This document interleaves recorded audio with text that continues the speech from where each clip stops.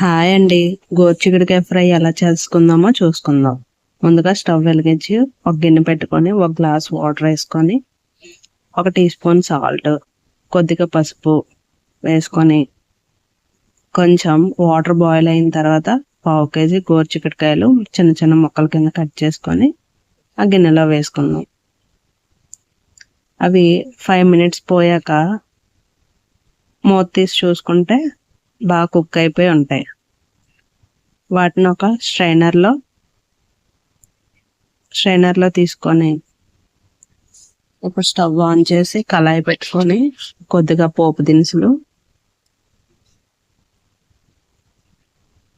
1 spoon జీలకర్ర,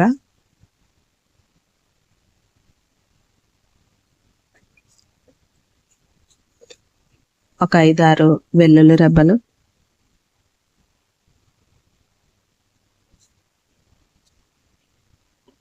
ఒక 5 ఎండుమిరపకాయలు ముక్కల కింద కట్ చేసుకొని కొద్దిగా కరివేపాకు వేసుకొని కొంచెం ఫ్రై అయిన తర్వాత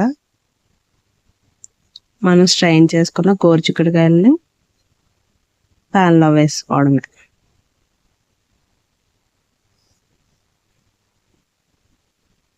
రుచికి సరిపడా సాల్ట్ వేసుకొని ఒక 5 మినిట్స్ పాటు ఫ్రై చేసుకోవాలి, అటు ఇటు టర్న్ చేసుకుంటూ. ఒక 5 మినిట్స్ తర్వాత కలర్ చేంజ్ అవుతూ ఉంటాయి.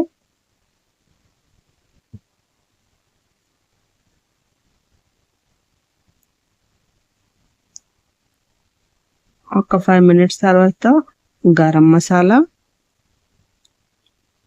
కొద్దిగా కారం, పచ్చికారం వేసుకొని ఒక 2-3 మినిట్స్ పాటు లో ఫ్లేమ్లో ఫ్రై చేసుకుంటే గోరుచిక్కుడుకాయ ఫ్రై రెడీ అయిపోతుంది.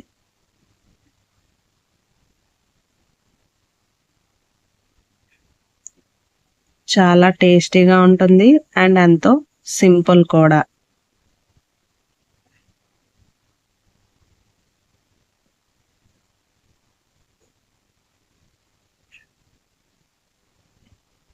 స్టవ్ ఆఫ్ చేసుకోవడమే.